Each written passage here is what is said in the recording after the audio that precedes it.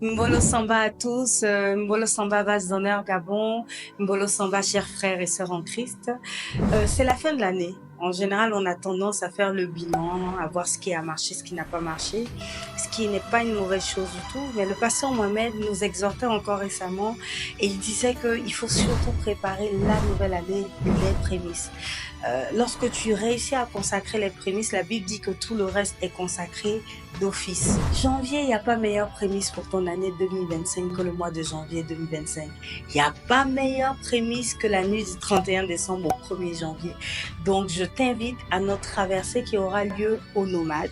La nuit du 31 décembre au 1er janvier, l'entrée est libre et gratuite.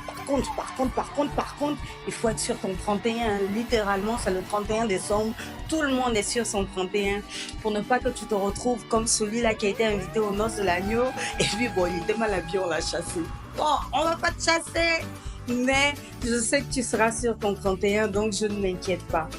Et je veux terminer cette invitation-là qui est libre, gratuite, ouverte à tous ceux qui veulent passer un moment dans la présence de Dieu, qui sont conscients que spirituellement, il y a des choses qui se passent lorsqu'on bascule d'une année à une autre et qui ne veulent plus subir ce que quelqu'un a décidé en haut là, mais qui veulent être acteurs de ce qui a été décidé dans le ciel. Et donc, je vais terminer par cette exhortation dans 1 Samuel 19. Je vais juste lire le verset 19 et 20. David fuyait Saül, Saül le poursuivait et Saül a appris qu'il était avec Samuel. Donc on le rapporta à Saül en disant: voici David est à Najoth près de Rama. Saül envoya des gens pour prendre David. Ils virent une assemblée de prophètes qui prophétisaient, ayant Samuel à leur tête. L'Esprit de Dieu saisit les envoyés de Saül et ils se mirent aussi à prophétiser eux-mêmes.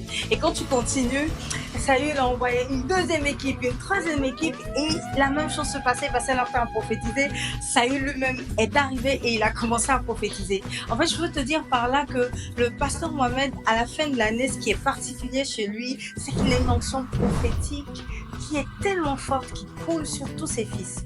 Donc, lorsque nous nous retrouvons à la fin de l'année, nous constatons tous, les fils et les filles de vase d'honneur, qu'il y a une onction prophétique qui coule sur nous. Même si tu n'es pas prophète, le fait d'être dans cette atmosphère prophétique va te permettre de prophétiser sur ta vie. Ne reste pas comme ça à continuer à subir la vie, mais viens avec nous dans cette atmosphère prophétique là, dans cet environnement de prière et d'intercession. Je fais Night Fire.